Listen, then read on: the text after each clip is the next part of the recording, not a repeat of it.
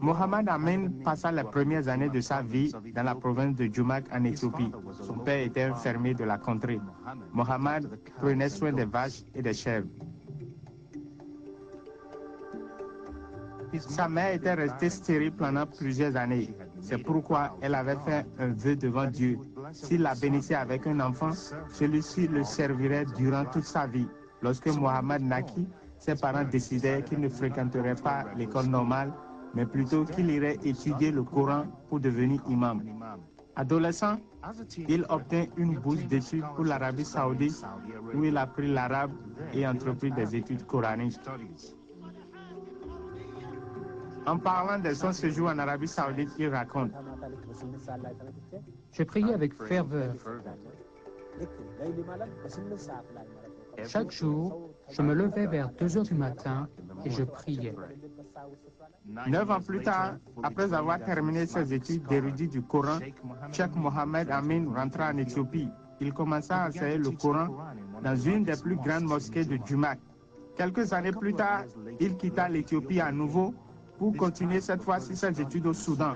Cependant, à peine une année s'était-elle écoulée que le voici de retour en Éthiopie. Mystérieusement, sa santé avait commencé à se dégrader très rapidement.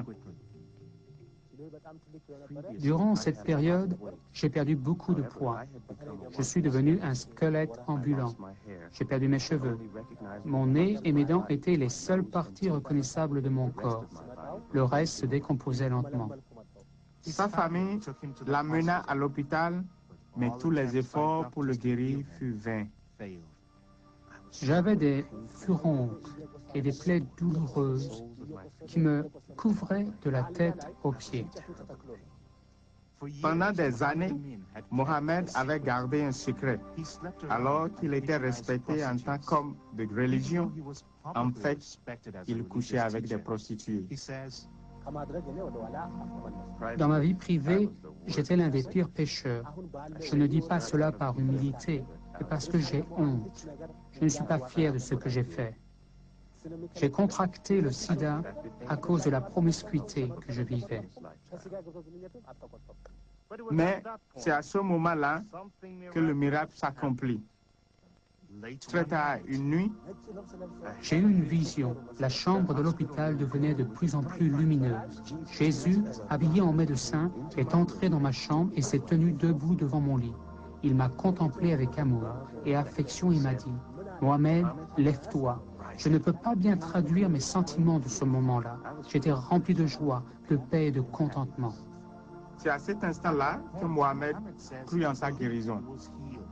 Maintenant, je crois que Jésus est le Fils de Dieu. J'ai décidé de le suivre. Mohamed était allaité depuis 5 mois. Il certifie qu'à peine une semaine après que Jésus lui est apparu, il commença à marcher de nouveau.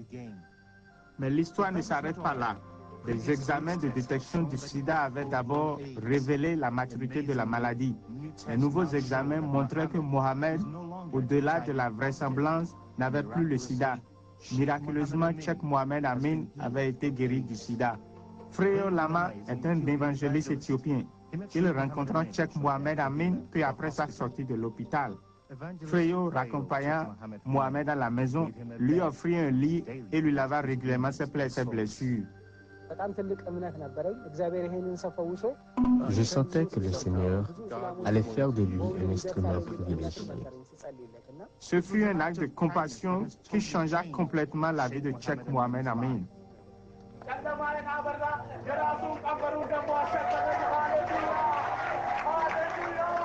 Devenu évangéliste à plein temps, il partage l'amour de Jésus et l'histoire miraculeuse de sa guérison du sida dans les villages, villes et églises à travers l'Éthiopie.